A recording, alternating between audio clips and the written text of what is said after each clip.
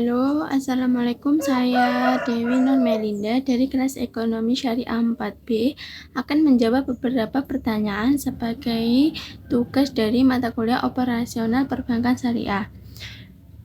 Saya akan menjawab soal yang pertama, yaitu tentang mengapa perbankan syariah perlu merumuskan strategi operasi.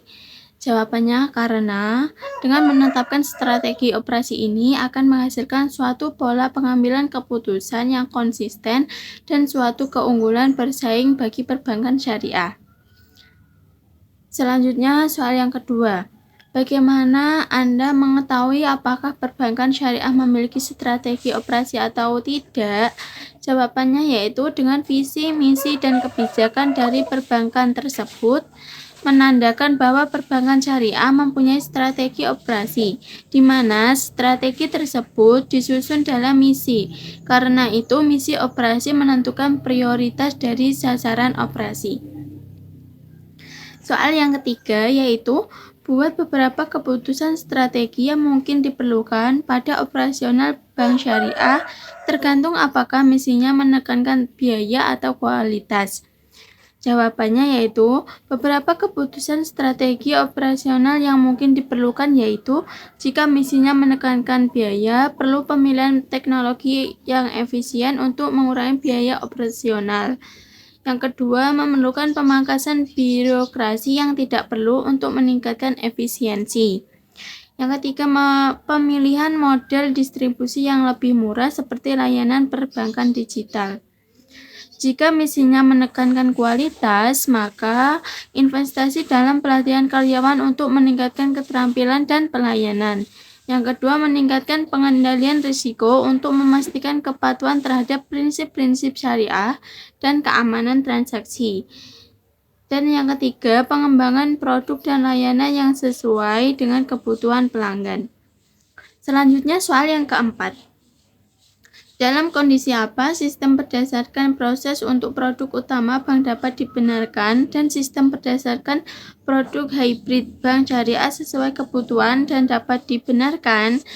Jawabannya yaitu produk utama hybrid bank syariah dapat dibenarkan dalam kondisi sesuai dengan prinsip-prinsip syariah dan tidak melanggar atau bertentangan dengan hukum-hukum syariah.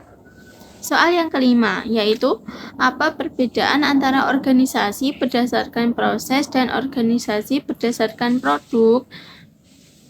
Jawabannya, organisasi berdasarkan proses ialah pengelompokan pekerjaan yang akan dikerjakan, menetapkan dan melimpahkan wewenang dan tanggung jawab dengan maksud untuk memungkinkan orang-orang bekerja sama secara efektif dalam mencapai tujuan bersama.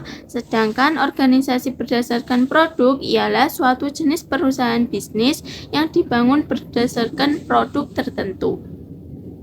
Soal yang keenam.